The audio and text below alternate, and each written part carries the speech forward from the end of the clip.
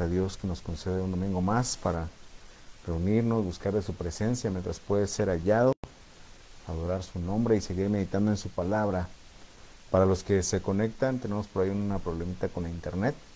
Entonces, en caso de que se quede así dando vueltas nomás, pues va a tener que descartarlo de momento y al rato lo subimos completo a YouTube, ¿no? Para que lo pueda seguir, ¿sí? Porque nos está fallando cada que tenemos una nevada, empieza a fallar.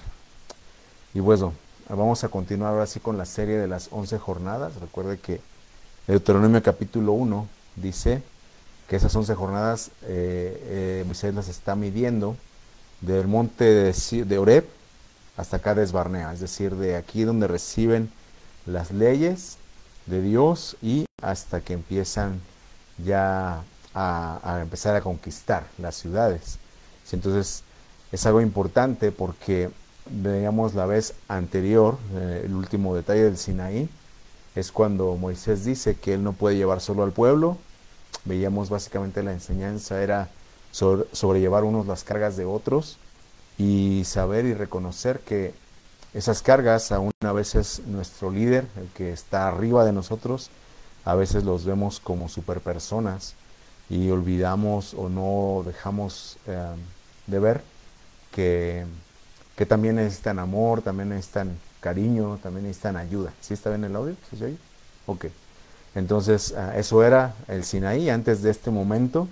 Como puede ver ahora le titulamos Encuentro con el fuego consumidor. Aquí todavía no vamos a ver la emisión del decálogo, de los 10 mandamientos como tal, porque hubo una preparación previa antes de que Dios se lo diera a Moisés, pero todo esto ocurrió en Sinaí, ¿sí? Todo esto ocurrió en Sinaí, como vamos a estar viendo. Miren, dice ahí Éxodo 19, en el mes tercero de la salida de los hijos de Israel de la tierra de Egipto, en el mismo día llegaron al desierto de Sinaí. Entonces, mes tercero, día 3 dice ahí, llegaron al desierto de Sinaí. Habían salido de Refidim, ¿se acuerda que vimos que era el pasamanos, donde los ataca Amalek, donde no hay agua, y entonces Dios les da agua de la roca? Dice, llegaron al desierto de Sinaí y acamparon en el desierto. Allí acampó a Israel delante del monte. Y Jehová dijo a Moisés, ahí estoy leyendo, me brinqué al verso 10 porque es un capítulo largo. Dice, ve al pueblo, santifícalos hoy y mañana y laven sus vestidos y estén preparados para el día tercero, porque al tercer día Jehová descenderá a ojos de todo el pueblo sobre el monte de Sinaí. Entonces, algo que Dios ha venido trabajando desde el principio, los 3 días. Si usted sabe, recién la gente que lo celebra, las iglesias que lo celebran, la llamada Semana Santa, el Señor es crucificado, entonces está 3 días en el centro de la tierra y al tercer día resucita. Otra profecía dice, al tercer día les daré vida. Recordemos que dice la Escritura, dice Pedro, que para el Señor un día son como 1000 años, o como una de las vigilias de la noche. Contándolo desde esa perspectiva de que vino el Señor Jesús, recuerde que nuestro calendario, el calendario que hoy nos tiene en el año 2024, es un calendario gregoriano al final, pero que, como usted sabe, los que ya tenemos más de 40, pues nos tocó vivir ese cambio de siglo, estaríamos prácticamente en ese tercer día donde el Señor nos va a levantar, ¿no?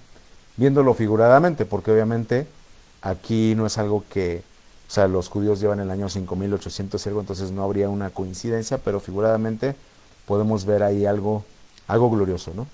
Bueno, entonces vea cómo Dios, antes de dar la ley, aquí habían escogido, Moisés había escogido ancianos para que le ayudaran, pero entonces desciende, versos anteriores le dice Dios a Moisés, voy a bajar en una espesa nube. Vamos a ver que hay otros versos dicen en medio de la tormenta, de la oscuridad. El verso 4:11 de Deuteronomio, no lo va a ver, pero dice, el monte ardía en fuego hasta en medio de los cielos. Entonces, yo no sé si usted ha estado cerca de un incendio, algo dentro de su naturaleza le obliga a alejarse, aparte del humo, ¿verdad? Que no se puede respirar. Aquí no que humeara con algo que no se pudiera respirar, pero imagínense la descripción que dice que el fuego llegaba hasta en medio de los cielos y que además había tinieblas. Algo impresionante, ¿no? Imagínense el monte y ver rodeado de fuego, entonces es por eso que la gente teme. Y entonces cuando pasa esto es algo que Dios le dice a Moisés, le dice para que la gente te crea que yo te estoy hablando, para que la gente te respete, y para que la gente oiga, o sea, porque Dios les permitió oír su voz. Dice que Moisés hablaba y Dios le contestaba con voz tronante. Allá el libro de Apocalipsis dice que la voz de Dios es como el estruendo de muchas aguas. Si usted ha tenido oportunidad de estar en el mar cuando golpea la costa o en algún acantilado, unas cascadas, usted sabe, se podría imaginar cómo es el sonido. Bueno, dice algo así que era la voz de Dios, y el pueblo, fue por eso, como vamos a ver más adelante, que le dijo a Moisés, ¿sabes qué? Que Dios hable contigo y nosotros nos estamos aquí. Dice claramente la escritura que tuvieron miedo, y a Dios le pareció bien. Dice, es que ese es el objetivo, que teman. Ahora, como vamos a ir viendo la aplicación para nuestros días, los días de hoy. Le pusimos ahí que era el fuego consumidor. Dice el verso 18, dice, todo el monte Sinaí humeaba, porque Jehová había descendido sobre él en fuego, y el humo subía como el humo de un horno, y todo el monte se estremecía en gran manera. Le decía el humo que no deja respirar, ¿no? Pero aquí era un humo como un horno, dice que se elevaba hacia arriba, y que todo el monte se estremecía en gran manera. Ahora mire, el verso más adelante, Éxodo 20, ahora el capítulo siguiente, Éxodo 20, aquí ya después de que da los 10 mandamientos, verso 18 dice, todo el pueblo observaba el estruendo y los relámpagos, el sonido de la bocina, recuerde que cuando el Antiguo Testamento dice trompeta, lo que conocemos en el lenguaje cristiano como shofar, no son esos largos, porque ese es un animal diferente, es como un antílope o algo así. El cuerno que Dios estableció fue el de carnero, el que es así cortito, ¿ah? Bueno, entonces a eso también se le llama bocina.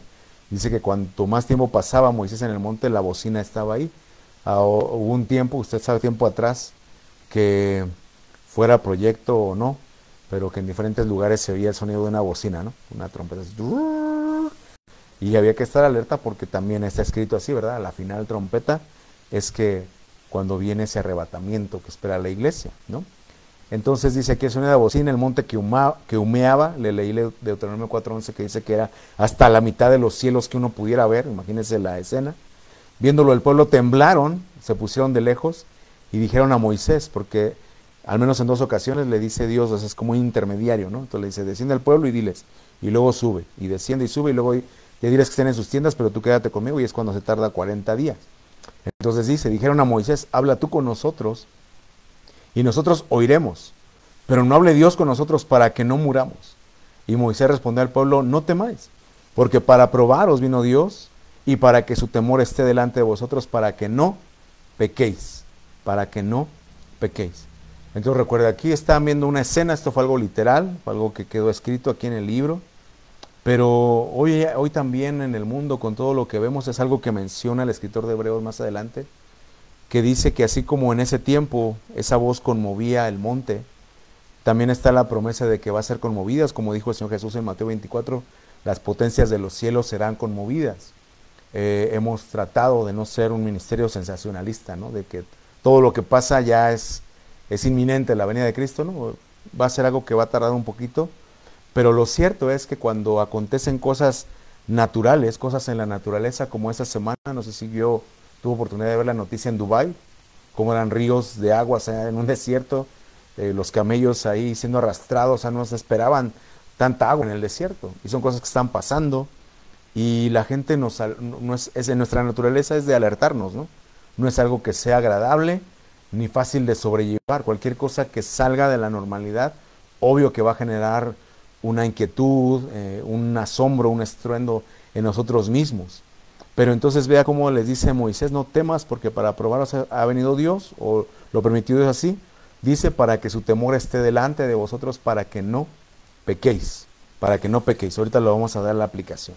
Eso es lo que pasó ahí en ese momento en Sinaí.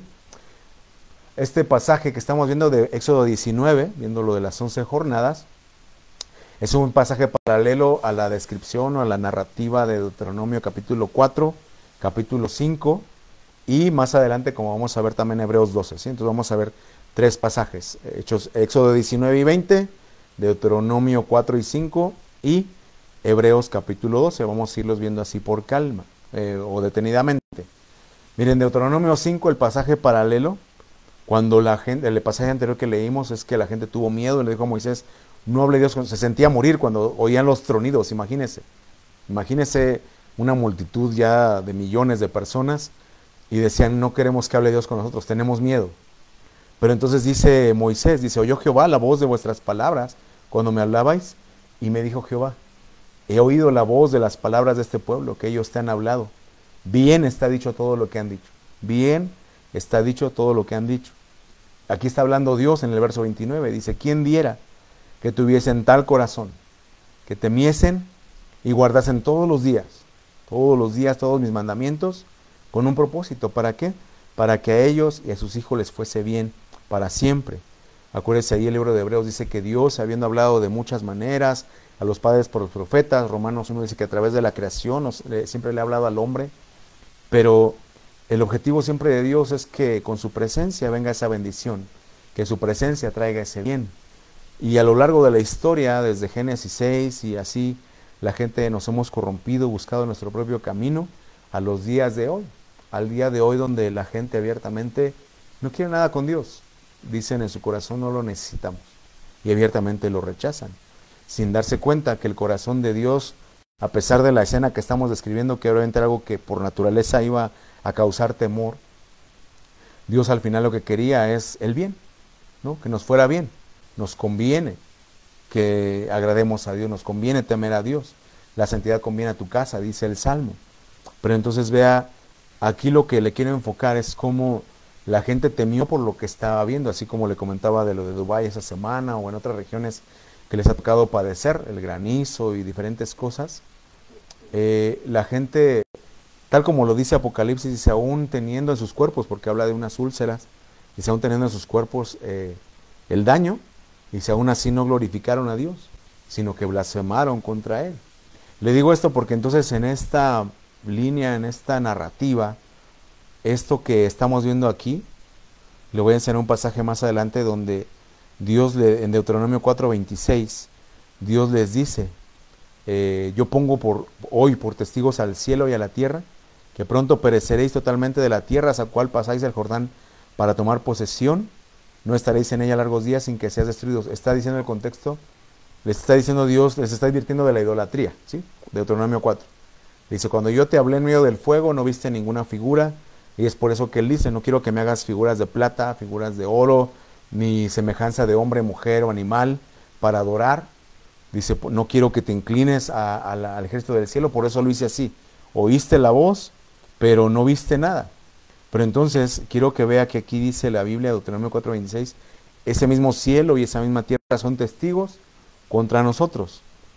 Ahora, le digo esto por lo siguiente. Apocalipsis 15, 3 y 4, porque le dice Dios ahí en Deuteronomio, escribe esto en un cántico, en el capítulo 31, 32. Dice, escribe esto en un cántico porque este cántico también va a ser un testigo, así como está en el cielo y la tierra de testigos, también el cántico va a ser un testigo. Pero Apocalipsis 15, recuerde que de manera muy general, Apocalipsis se divide, al menos todo gira alrededor del trono, es la parte central, pero vamos a ver tres cosas, ¿no? 7 sellos, 7 trompetas, y aquí en este capítulo 15 vienen las 7 copas de ira, ¿sí? Entonces 7 sellos que se van abriendo, que se han ido abriendo, los 4 jinetes, la muerte de los cristianos o los mártires, el silencio, luego 7 trompetas, que son eventos naturales, desastres naturales, y vienen las 7 copas de ira. Pero aquí en el capítulo 15, esta gente que ya le tocó conocer la bestia, enfrentarla, guardar el testimonio en medio de un tiempo de prueba, dice, cantan ellos el cántico de Moisés, siervo de Dios, y el cántico del Cordero, diciendo, grandes, maravillosas son tus obras, Señor, Dios Todopoderoso. Justos y verdaderos son tus caminos, Rey de los santos. Verso 4 dice, ¿quién no te temerá, oh Señor, y glorificará tu nombre? Pues solo tú eres santo, por lo cual todas las naciones vendrán y te adorarán, dice, porque tus juicios se han manifestado. Entonces no sé si capta la idea ahí de lo que está pasando. Dice, sí, tus juicios se están manifestando, ¿quién no te temerá? Así como aquí el evento que estamos viendo del Sinaí, que Dios desciende en oscuridad, en tempestad, en nube, en un sonido estridente de bocina, y entonces la gente dice, yo no quiero oír la voz de Dios, no quiero que me hable el ministro, no quiero que me hable directamente porque siento que me muero. De hecho, Dios también en ese momento, usted lo puede ver ahí en Éxodo 19, dice, pon límites al monte. Ni un animal, ni un ser humano tiene que atravesar el límite, porque será apedreado o asaeteado, o sea, con flechas, ¿verdad? Asaeteado, porque dice, no sé qué causa estrago. Dice, el que se acerca a mí tiene que santificarse, tiene que ser santo. Pero entonces aquí cuando la gente ve todo eso, cantan ese cántico de Moisés, dicen, sí, ¿quién no te temerá, oh Señor? ¿Quién no glorificará tu nombre? Porque tus juicios se han manifestado. Mucha gente, le digo, incluso pues por malos manejos de evangelistas, que le digo, cada evento que pasa, de granizo, terremotos, rumores de guerra, y claro, señalan, apuntan, anuncian el regreso del Señor Jesucristo, pero no tan inminente como ellos lo plantean. Quizá hayan una buena intención, ¿verdad?, de que la gente se convierta, pero tal como veíamos en el capítulo anterior, no es que Dios quiera que uno se convierta, o sea, sí quiere que le temamos, pero al final que le amemos, ¿sí? El gran mandamiento es amarle con todo el corazón, por lo que Él es, amar su santidad, amar lo que Él hace, eso es, porque por temor entonces viene este cántico de Moisés, nos permite ver la escritura ya al final del tiempo, Apocalipsis 15, claro, ¿quién no te temerá viendo tus juicios? ¿Quién no te temerá? Y aún así le digo, Apocalipsis también declara, y ni aún así la gente se arrepintió de sus malas obras, no dejaron sus malos caminos, blasfemaron abiertamente el nombre de Dios. Es algo muy crítico, y por eso vienen las copas de ira. Ahora mire, Deuteronomio capítulo 31 es donde le digo, es un pasaje un poquito largo, pero ve el verso 19, le dice Dios, ahora pues, escribíos este cántico y enséñalo, ponlo en boca de ellos para que este cántico me sea por testigo contra los hijos de Israel, porque yo les introduciré a la tierra que juré a sus padres. Verso 21, y cuando les vinieron muchos males y angustias, entonces este cántico responderá en su cara como testigo, pues será recordado por la boca de sus descendientes, porque yo conozco lo que se proponen de antemano antes que los introduzca en la tierra. ¿Qué le estoy diciendo? Que es como hoy día, o sea, viendo las cosas de Dios, pues obviamente uno está ahí, ¿verdad?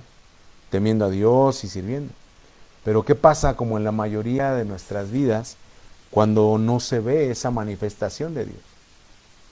Cuando nos cuesta encontrar ese fuego de Dios. Cuando no tenemos la respuesta, quizá como queremos o pensamos, a una necesidad muy específica y que pareciera que Dios no hace nada. Seguiremos temiendo, seguiremos adorando, seguiremos ardiendo por el Señor, o simplemente vamos a apostatar de la fe. Porque mire, aquí Moisés ya le están diciendo que no va a entrar, pero dice el verso 17, se encenderá mi furor contra Israel aquel día, los abandonaré y esconderé de ellos mi rostro y serán consumidos y vendrán sobre ellos muchos males y angustias y dirán, no me han venido todos estos males porque no está mi Dios en medio de mí, pero ciertamente yo esconderé mi rostro en aquel día por todo el mal que ellos habrán hecho, por haberse vuelto a dioses ajenos. ¿Sí me va captando la idea? Dios les dice, no viste ninguna imagen, ninguna semejanza de hombre, de animal, no quiero que tú tengas ese tipo de imágenes. Y es algo que sí, usted sabe respectivamente al tipo de iglesia que siempre se le critica eso, ¿verdad?, que tiene imágenes. Pero más allá de eso es la fe y la actitud, porque entonces habla de este lado, de los cristianos, también cuando uno está bien, cuénteme si usted sigue adorando, si usted sigue siendo fiel a Dios, amando a Dios, o simplemente uno se aparta, ¿no? Simplemente uno se aparta. Vamos a regresar a Éxodo 19, ahora versos 4 al 6.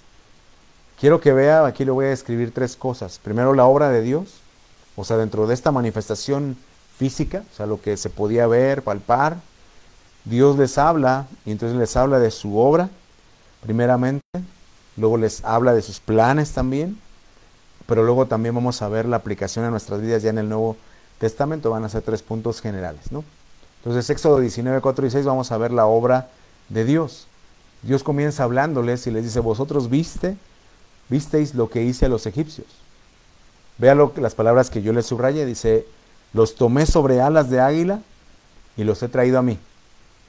Ahora pues, si diereis oído a mi voz y guardareis mi pacto, vosotros seréis mi especial tesoro sobre todos los pueblos, porque mía es toda la tierra. O sea, está diciendo Dios, yo soy dueño de todo, yo puedo escoger a quién le doy un trato especial y a quién no. Mía es toda la tierra. Verso 6, vosotros me seréis un reino de sacerdotes y gente santa. Estas son las palabras que dirás a los hijos de Israel.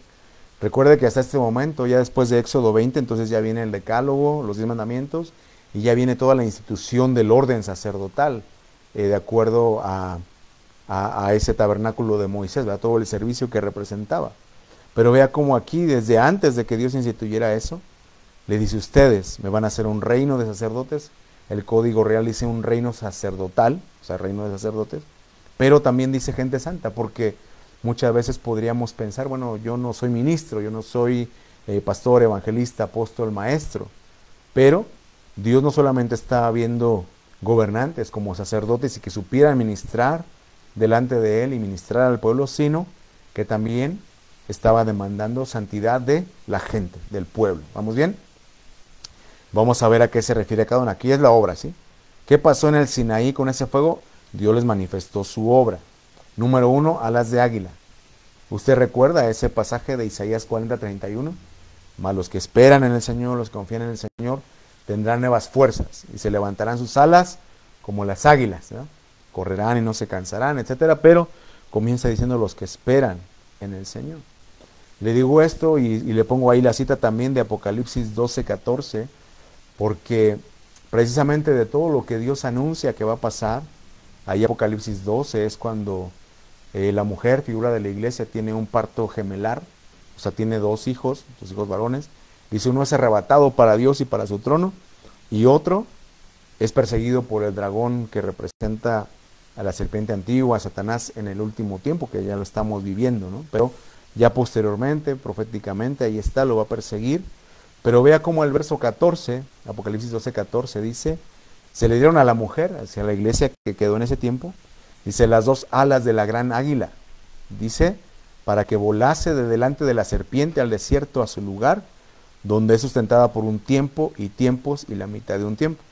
Recuerde que así como el Señor Jesús ministró 3 años y medio, también a todo lo que es la bestia, lo que conocemos como el anticristo, también se le van a dar 3 años y medio. Por eso dice tiempo, tiempos y mitad de un tiempo, o sea, años y la mitad de un año, o sea, 3 años y medio. Pero lo que le quiero enfocar es como dice aquí. Usted puede ver en la Biblia todo lo que hacen las alas de águila. Dice que es el trato de Dios con su pueblo. Dice que en su nido revolotea, lo anida, lo motiva a volar, lo lleva sobre sus alas y lo lleva a las alturas.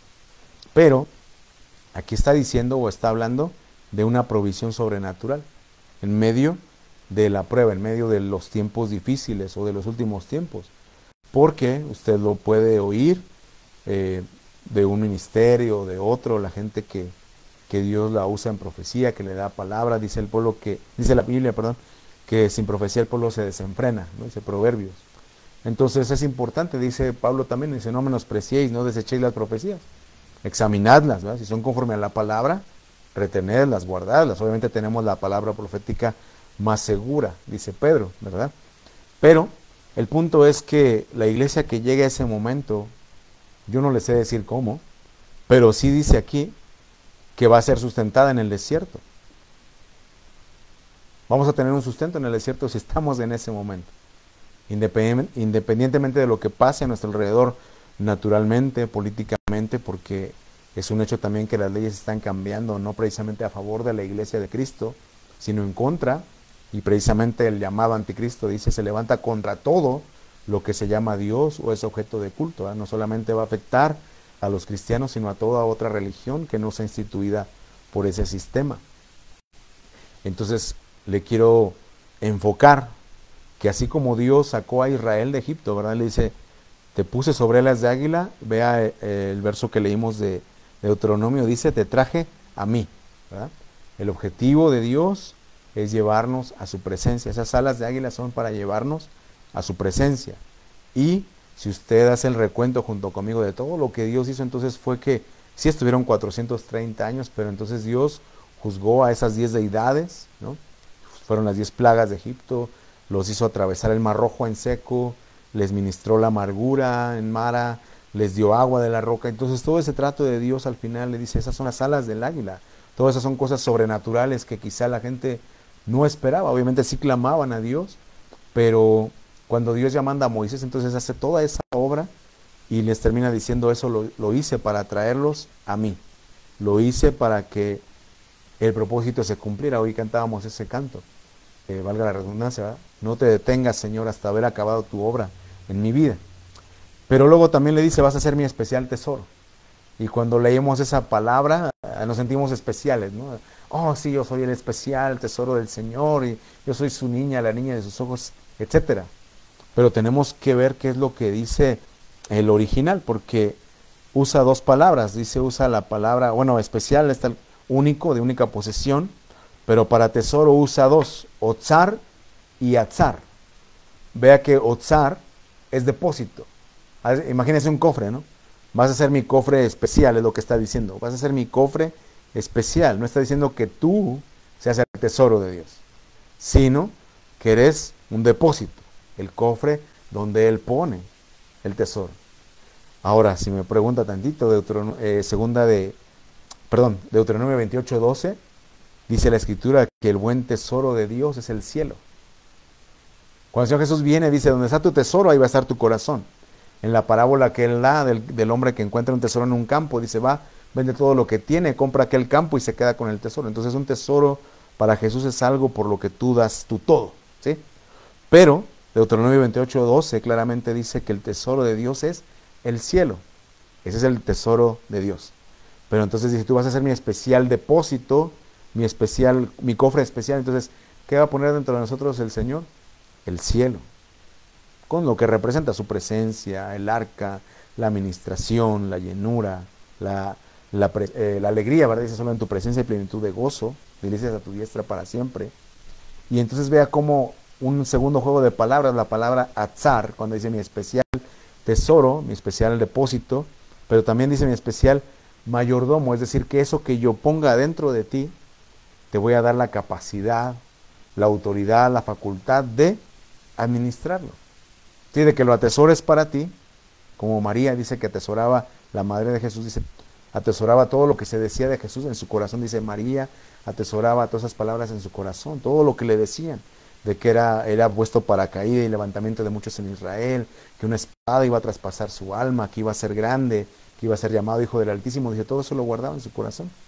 Pero entonces también dice que eso, ella como una administradora, ¿no? Viéndolo por ese lado. Viendo hacia nosotros nos está diciendo, tú vas a ser quien administre, quien sea mi mayordomo. Y entonces ya toma un sentido diferente, ¿verdad? Al decir, oh, no es que yo sea nada más especial porque Dios dijo que soy especial, sino que a la vez me está facultando, me está habilitando una responsabilidad, ¿no? De que yo tengo que administrar, de que yo tengo que cuidar, de que yo tengo que valorar primeramente, ¿no? O sea, cuando, como la Biblia lo enseña, que el mayordomo dice administra bienes que no son suyos, son del amo, son del dueño, pero uno cumple la función y Señor, me diste 10 talentos, aquí están otros 10, me diste una mina, aquí está tu mina y otra más. ¿Sí me estoy explicando? Porque entonces cuando no lo hacemos, caemos en la categoría no de especial tesoro, sino de siervo inútil, que ni siquiera lo que nos correspondía hacer, hicimos, ¿sí? Pero luego también le dice, te traje sobre alas de águila, va a ser mi especial tesoro, y quiero que seas un reino de sacerdotes y gente santa. De una manera muy concreta, Malaquías 3:7 dice, los labios del sacerdote han de guardar la sabiduría, y de su boca el pueblo buscará la ley, por cuanto es mensajero de Jehová Sabaoth, Jehová de los ejércitos. Entonces yo le pregunto, porque muchos nos gozamos de decir, oh, sí somos reyes y sacerdotes para Dios, porque así lo dice un grupo especial de Apocalipsis, ¿verdad? Dice, de toda lengua, tribu, nación, nos ha redimido para Dios, etcétera, y nos hiciste reyes y sacerdotes. Amén. Pero tomando la referencia de aquí de Deuteronomio que dice, vas a ser un reino de sacerdotes y gente santa, entonces tendremos que revisar si nosotros sabemos ministrar delante de la presencia del Señor, si sabemos presentar la carne. ¿Cuál es el orden? Recuerda usted que dice, vas a presentar la cabeza, o sea, lo que piensas, las entrañas con lo que sientes, las manitas, bueno, las patitas, ¿verdad? Las obras y tus caminos. Y esas partes divididas, cuando venga ese fuego de Dios, se van a unificar, como lo dijo Pablo en Romanos 7. Dice, lo que quiero hacer no lo hago porque yo me deleito en la ley de Dios, pero encuentro que justamente ese mal que no quiero es lo que termino haciendo. Eran unas partes divididas. Pero cuando uno las presenta en holocausto, en sacrificio, como sacerdotalmente delante de Dios, entonces por ese fuego viene a ser una sola ofrenda. ¿Sí me estoy explicando? Entonces le digo, hay cosas que nosotros vemos pero no sabemos cómo se aplican a nuestra vida. Todo esto es la preparación, es el acercarnos a ese fuego consumidor que es Dios. Sí, entonces todo esto es la obra de Dios.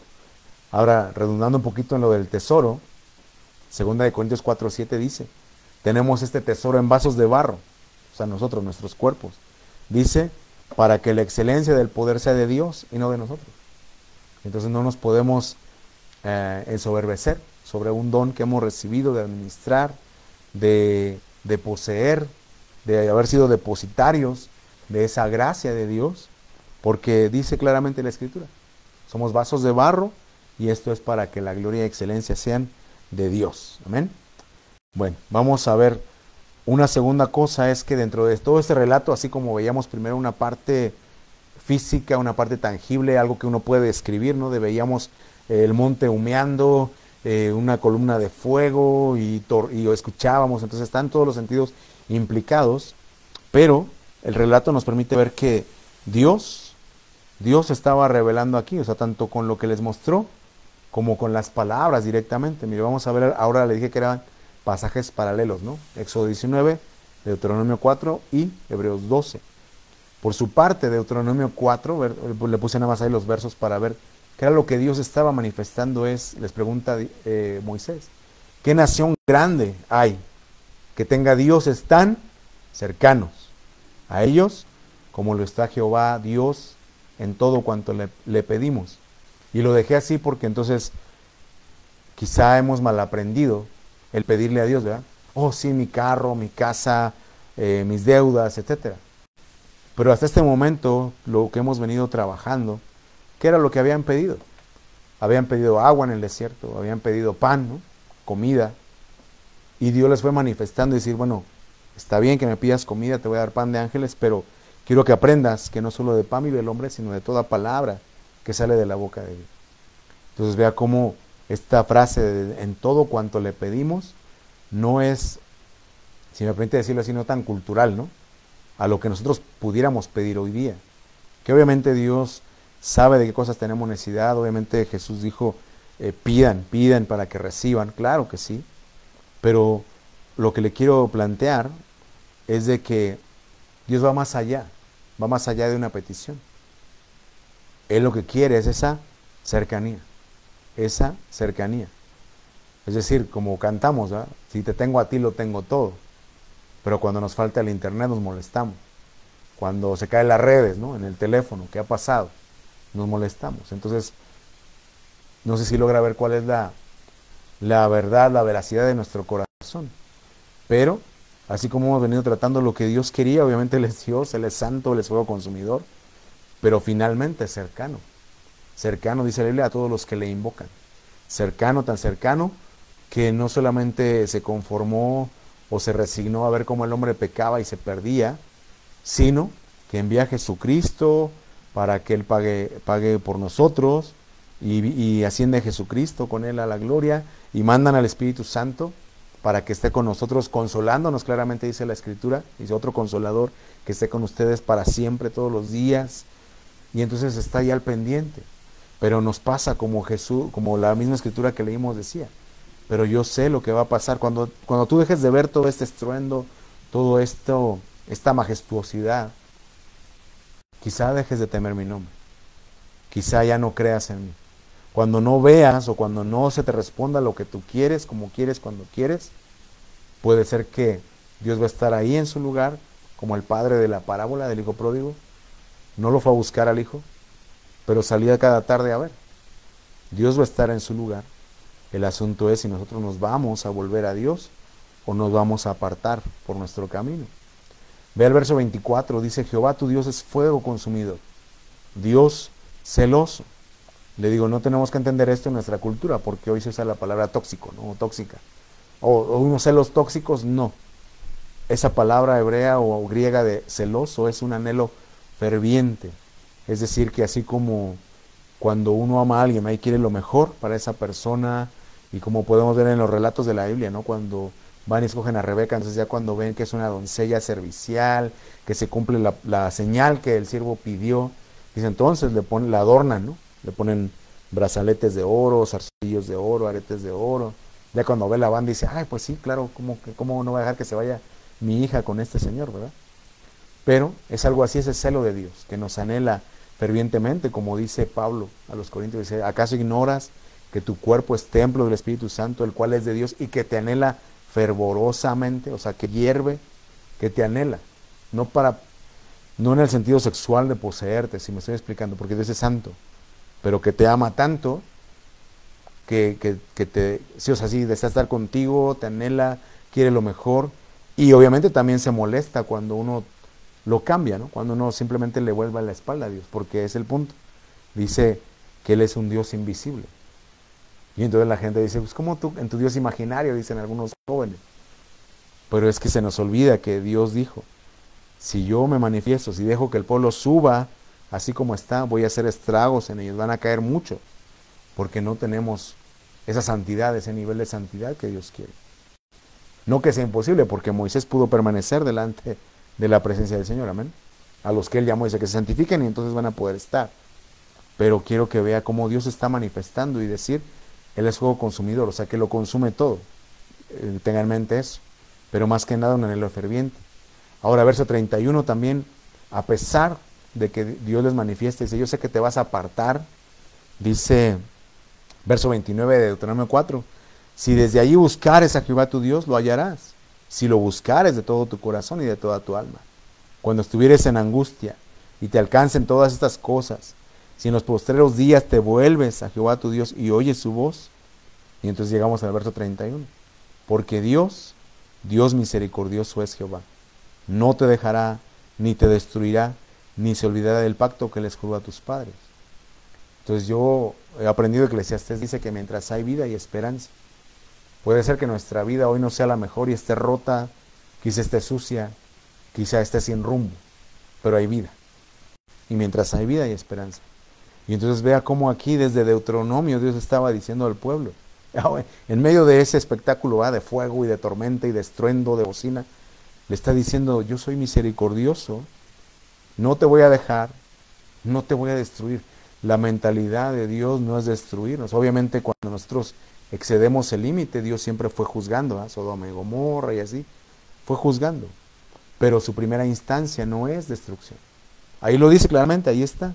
Misericordioso es Jehová tu Dios, no te dejará, no te destruirá, ni se olvidará del pacto que les juró a tus padres. Mientras tengamos vida, Dios va a estar el pendiente, ¿va?, de tratar de terminar esa obra que comenzó en nosotros.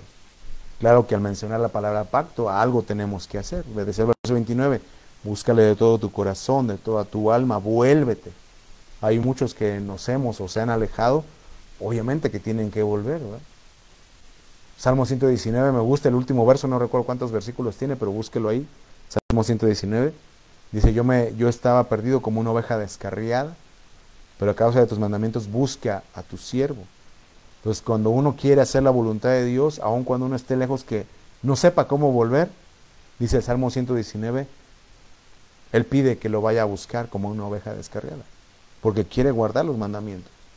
Entonces tenga en mente esto, en medio de todo lo que usted pueda ver, y ahora obviamente eso es aquel momento, pero hoy también, se imagina en medio de una tormenta, de una situación natural crítica, dice el Señor, no te voy a destruir, no me voy a olvidar del pacto, pero búscame con todo tu corazón. Esa es la revelación de Dios. Vamos a ver lo que sigue. Estamos viendo la revelación de Dios, ¿no? Seguimos en Deuteronomio 4, versos 35, ahora dice, te fue mostrado para que supieses que Jehová es Dios, no hay otro fuera de Él. Entonces vea cómo mucha gente hoy pregunta, ¿y cómo sé que Dios es el verdadero? Hay gente que pregunta sinceramente, quieren saber cómo sé cuál es el verdadero. Pero hay otra gente que se ha quedado con los videos de TikTok y demás, y de gente que ha juzgado a Dios, ¿no? ¿Y cómo ser un Dios que mataba a los niños? Y bla, bla, bla, bla, bla, bla, bla, bla. Bueno, entonces, o sea, si quieres que quite el mal o no quieres que quite el mal. No, es un dilema. Pero el punto es que Dios se manifiesta y dice, Él es Dios, no hay otro fuera de Él. Desde los cielos te hizo oír su voz para enseñarte. Sobre la tierra te mostró su gran fuego, has oído las palabras de medio del fuego, y por cuanto Él amó a tus padres, escogió a su descendencia después de ellos. Te sacó de Egipto con su presencia, con su gran poder, para echar delante de tu presencia naciones grandes y más fuertes que tú, las hemos estado viendo los miércoles. Dice, y para introducirte y darte su tierra por heredad como hoy. Aprende pues hoy, reflexiona en tu corazón, que Jehová es Dios arriba en el cielo, abajo en la tierra, y no hay otro. Una figura ahí, ¿verdad? Dice, no está en el cielo para que digas quién subirá y me lo traerá, dice Pablo a los Corintios, refiriéndose a que quién me va a traer a Cristo, y si ni tampoco quién descenderá al Seol para hacerlo subir de los muertos, ¿verdad? Entonces Dios es arriba en el cielo y abajo en la tierra también, no hay otro. Pero vea el verso 40, dice, guarda sus estatutos, sus mandamientos, los cuales te mando hoy, para que para que te vaya bien a ti, a tus hijos después de ti, prolongues tus días sobre la tierra que Jehová tu Dios te da para siempre. Sí, entonces, al final lo vamos a ver cómo se aplica. Pero ve entonces cómo Dios está diciendo, soy el único y quiero que sepas que soy Dios arriba en el cielo, Dios abajo en la tierra, y no hay otro fuera de mí. Él es el Dios verdadero. Y en eso consiste la vida eterna, Juan 17, ¿va? Conocer al único Dios verdadero y a Jesucristo quien fue enviado. Y llegamos al tercer pasaje de Hebreos 12, tercer pasaje paralelo. Entonces vea cómo en aquel momento nos estamos leyendo en la Biblia que Dios, ahí cuando están acampando frente al monte Sinaí, Dios hace un alto, ¿va? Entonces dice, a ver, antes de que dé las leyes, antes de que dé todo, necesito que se santifiquen, pon límites para que no se acerquen y no perezcan los que no se han santificado. Pero entonces cuando viene Cristo, dice el escritor de Hebreos, ahora en el capítulo 12, dice, no os habéis acercado al monte que se podía palpar. Recuerda que dice ahí, ¿va? Que Dios tan cercano a vosotros. Mucho tiene uno que hacer para acercarse a Dios, pero aquí la gloria del Evangelio es que fue Dios acercándose al hombre. Él siempre ha estado interesado en tener comunión con el hombre. Pero entonces dice, no os habéis acercado al monte que se podía palpar, lo que estábamos viendo, que ardía en fuego, a la oscuridad, a las tinieblas, a la tempestad, al sonido de la trompeta. Aquí ya no dice bocina, ya dice trompeta, a la voz que hablaba, dice, la cual los que la oyeron rogaron que no se les hablase más, porque no podían soportar lo que se ordenaba. Entonces es lo que estamos viviendo hoy día. Hay gente que prefiere su camino. Dios les ha dado libertad, quizá no va a pasar nada en nuestros días si no cambias, pero no con eso quiere decir que Dios esté de acuerdo, ¿no? Que estés honrando a Dios. Aquella gente de aquel tiempo dice, no podían soportar lo que se ordenaba. Le comentaba a mi esposa, y quizá usted vio ese video en la semana, en las noticias de la semana, de un congreso de hombres en alguna iglesia de Estados Unidos donde era de familias y ponen a una stripper ahí, ¿no? Es un escándalo lo que ha pasado, pero el punto es que el pastor les estaba hablando, los estaba reprendiendo bien, con amor, con palabra, con doctrina, y lo empezaron a abuchear. Y dice, entonces ¿quieren que me vaya así? Y el pastor se tuvo que ir. Y el organizador del evento pidió disculpas por lo que dijo el pastor cuando era la palabra lo que estaba predicando. Volvemos al punto. La gente no podía soportar lo que se ordenaba. Estamos llegando a esos días, ¿no? Donde la gente ya no sufre la sana doctrina. Dice, bueno, es que eso dice, pero yo voy a seguir mi propio camino. Y es triste porque entonces son cosas que se han ido permeando en la iglesia y sin darnos cuenta nos hemos desviado. Aquí se estaba refiriendo cuando las bestias son animales, ¿verdad? Dice, si aún una bestia tocar el monte será apedreada o pasada con dardo. Verso 21. Tan terrible era lo que se veía que Moisés dijo, estoy espantado y temblando. Le digo, naturalmente uno no está preparado para enfrentar ese tipo de sobrenaturalidad. De hecho, muchas de las veces que es en el No Temas, a mi hija adolescente nos gustó una playera de una compañía que dice Don't be afraid, ¿eh? No temas. Y es así como un arcángel, ¿no? Así un montón de ojos con alas. Porque toda vez que dice no temas es porque uno estaba viendo algo sobrenatural. Si usted ve una sombra se espanta, ¿no? Oye un ruido en la cocina cuando está orando y ya está reprendiendo, ¿no? Se quiere meter abajo de la cobija y ya no ver. Imagínese esa majestad de Dios. Dice, estoy espantado y temblando. Pero entonces verso 22 dice, sino que os habéis acercado al monte de Sión, a la ciudad del Dios vivo.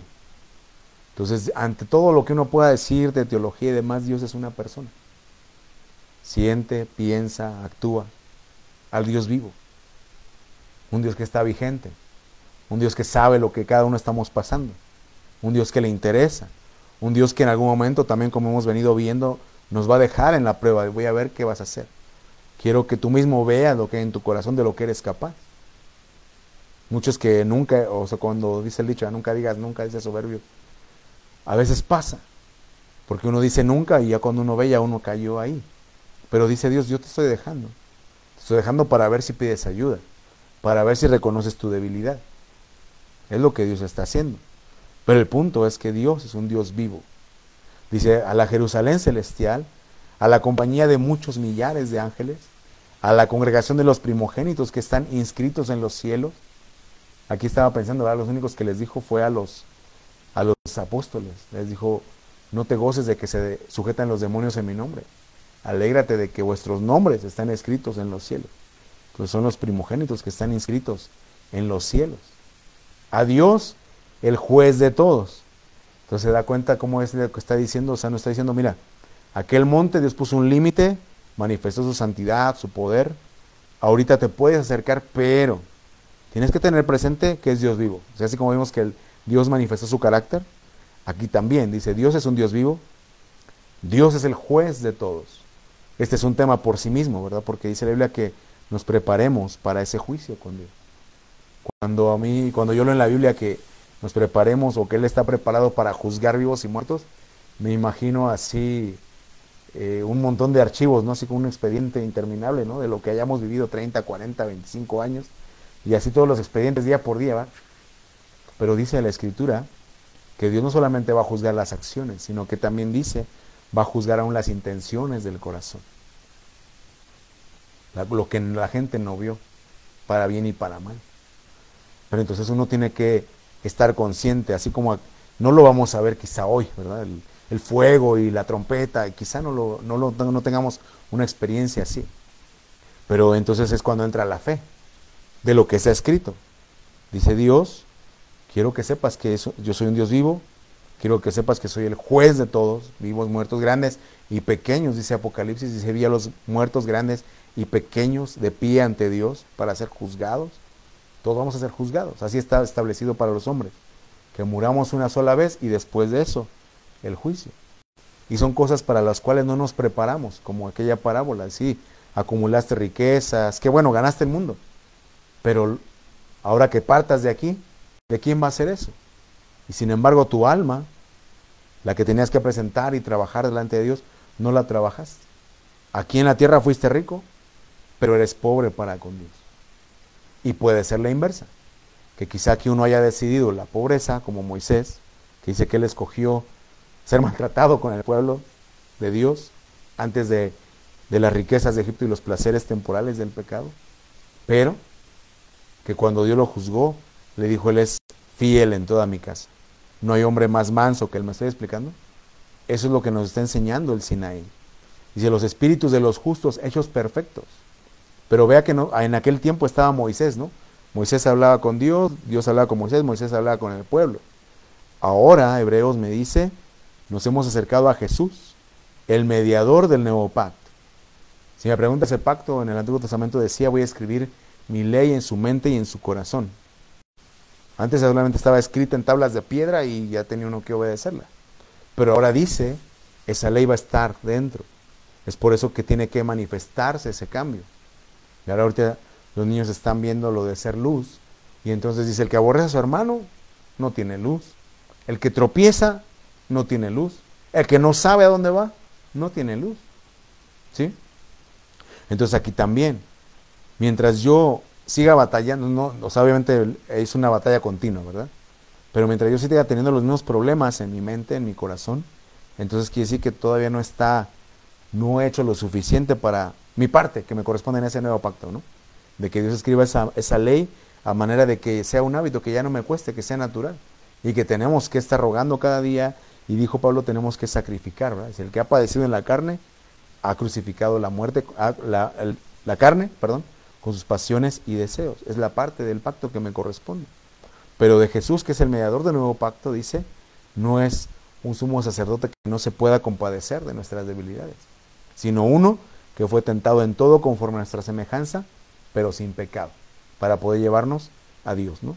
la sangre rociada que habla mejor que la de Abel. Vamos a ver la segunda parte de este Hebreos 2. Ya vamos terminando, mire, ahora el verso 25 al 29.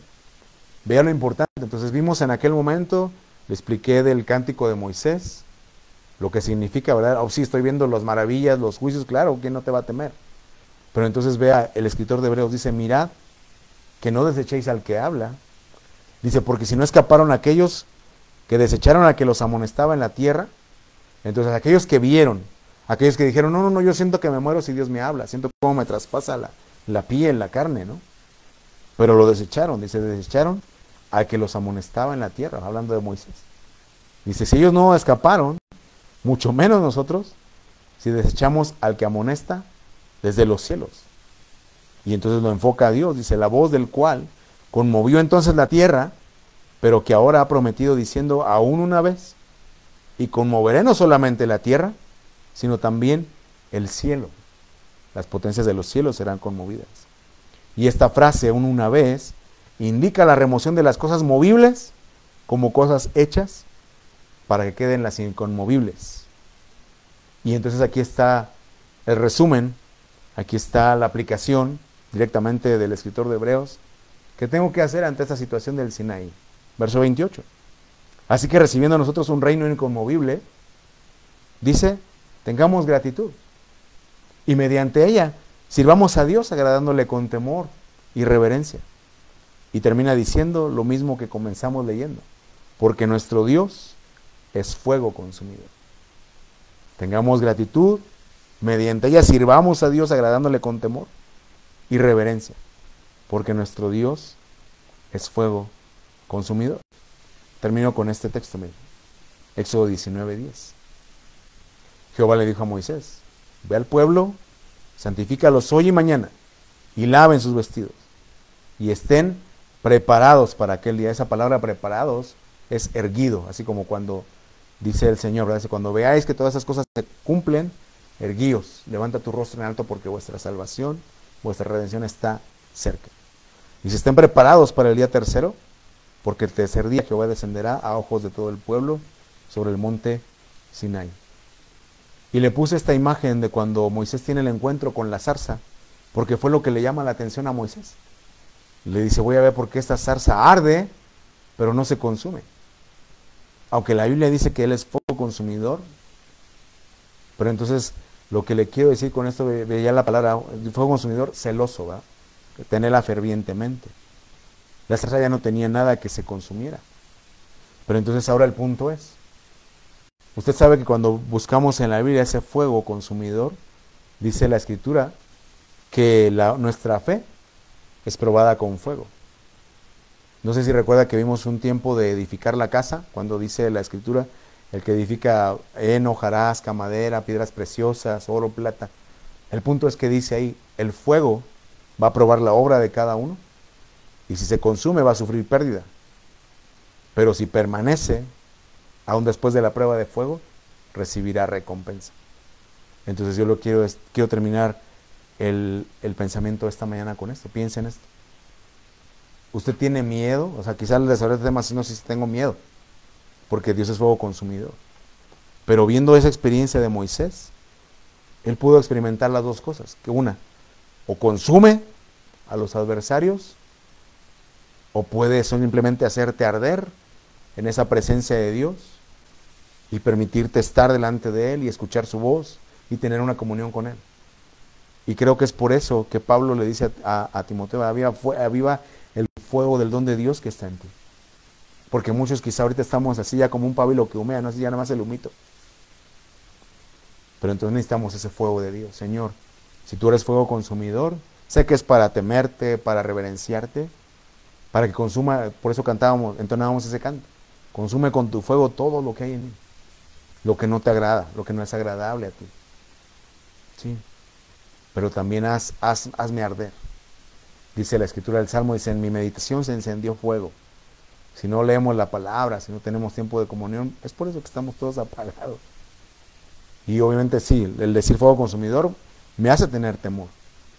Pero al mismo tiempo, cuando veo Moisés que fue lo que le llamó la atención, que la zarza ardía y no se consumía, Entonces es un fuego que me puede hacer arder en la presencia de Dios. ¿Sí me estoy explicando? Eso es lo que Dios quiere. Que no tengamos, o sea, que tengamos temor, pero que así como Él nos anhela fervientemente, también anhelemos arder en su presencia con ese ardor, con esa fuerza, con esa llama. Padre Dios, en esta mañana te agradecemos, Señor, por tu presencia, por tu palabra, por la oportunidad, Señor. Tú mejor que nadie sabes lo que estamos viviendo cada uno y alrededor del mundo, las cosas difíciles en la naturaleza, en la política, pero también en lo personal, Señor. ¿Cuántos de nosotros, así como el pueblo de Israel, a pesar de ver las maravillas, a pesar de ver la sobrenaturalidad, también llegó un punto que volvieron atrás, que te cansaron?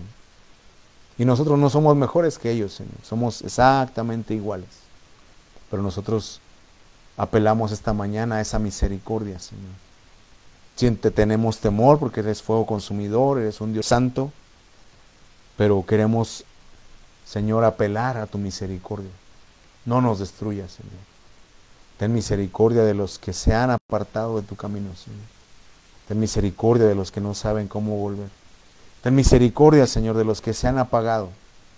Ten misericordia, Señor, de los que aquellos en su corazón ya no está ardiendo su presencia, sino más bien está ardiendo un deseo por el mundo, por dejarte, Señor. Ten misericordia de nosotros, Padre. No permitas que nos apartemos, porque también dice el escritor de Hebreos, leíamos que aquel monte ciertamente hubo un límite, que no se podía traspasar, pero que ahora a través de Cristo, tu Hijo, Señor, podemos acercarnos a la presencia del Dios vivo. Podemos acercarnos ciertamente al juez de todos, pero que sigue siendo el mismo ayer, hoy y siempre. A ese mediador del nuevo pacto que fue tentado en todo según nuestra semejanza, pero sin pecado, para tener misericordia de nuestras debilidades, Señor. Aquí están nuestras debilidades. Aquí está, Señor, nuestra realidad, nuestros pensamientos, lo que sentimos, lo que percibimos, Señor. Suplicándote, Padre, que tú lo ministres, que tú derrames, que tú enciendas no solamente ese fuego, Señor, sino que cada uno lo que necesite, el que necesite amor, el que necesite vendas, aún el que necesite sanidad en su cuerpo, Señor, el que haya presentado delante de ti un asunto legal, un asunto familiar, Señor, te suplicamos misericordia y que podamos, así como dice tu palabra, que a pesar de esa majestuosidad y sorprendente todo lo que pasó, Señor, que al final tú estabas manifestando que eras un Dios cercano, un Dios que es fuego consumidor, pero también que nos anhela celosamente. Queremos ser, Señor, ese especial tesoro, ser administradores, ser depositarios de tus dones, de tu grandeza, de tu sabiduría, Señor, de tu reino. Queremos, Señor, tomar esas alas del águila esperando en ti, Señor, para que tu voluntad al tiempo que nos toque vivir podamos verla manifestada, Señor. Pero también que así como tú nos escogiste para ser un reino de sacerdotes y gente santa, lo que nos corresponda, Señor, ser sacerdotes o ser gente santa, que podamos cumplirlo, Señor. Que no se aparte de nuestra boca tu palabra, Señor, de nuestro corazón, de nuestros pensamientos, porque qué fácil es fallar, qué fácil es abrazar los conceptos del mundo y apartarnos de ti, Señor. Qué fácil es ser engañados con lo que nuestro mismo corazón siente y piensa en nuestros razonamientos, Señor. No permitas que nos apartemos de ti, Señor. Guárdanos en tu camino, guárdanos para ti, Señor, y termina esa obra, esa buena obra que tú comenzaste en Cristo Jesús. Te suplicamos